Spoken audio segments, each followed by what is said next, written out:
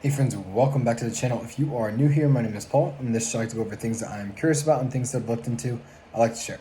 So with today's video, it is a Monday, so we're going to be doing another marketing episode, and this is going to be out of the book, The 22 Immutable Laws of Marketing. Looks like this. This is lesson number 2 out of this book. And this one, it is a golden chapter. Did not know this stuff, so I wanted to read a couple of these paragraphs for you. It says this, and this is in chapter 9, The Law of the Opposite.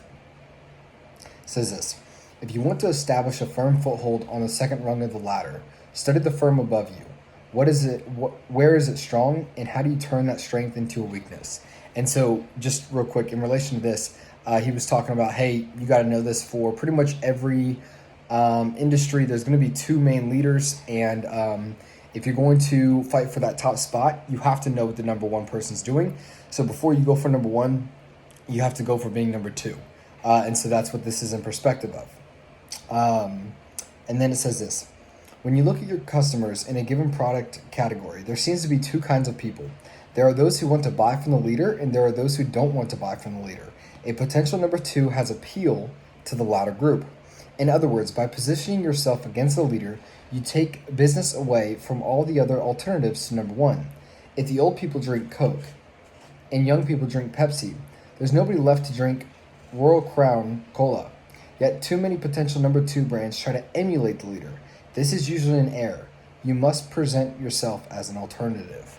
And so I thought this was absolutely golden, because he goes on to give a little bit of case studies too with a couple of different beer companies and what was another one? Turn here. Oh yeah, Burger King and McDonald's.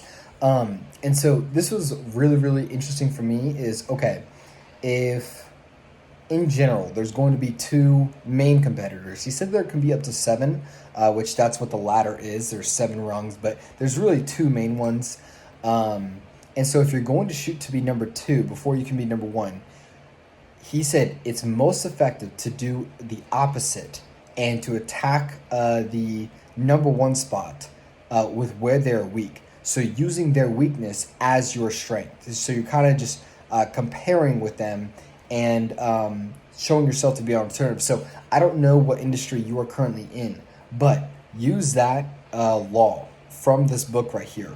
Look at the number one in the industry. Look at where they're strong. Look at where they're weak. Appreciate them, but go for the number 2 spot.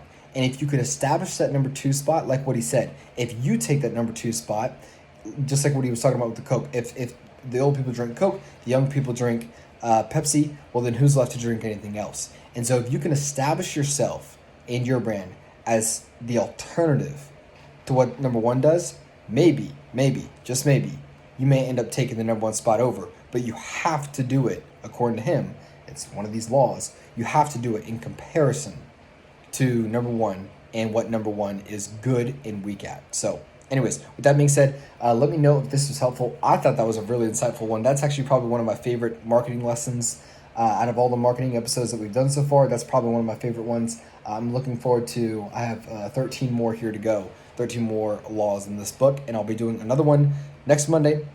So with that being said, I will see you guys in the next one.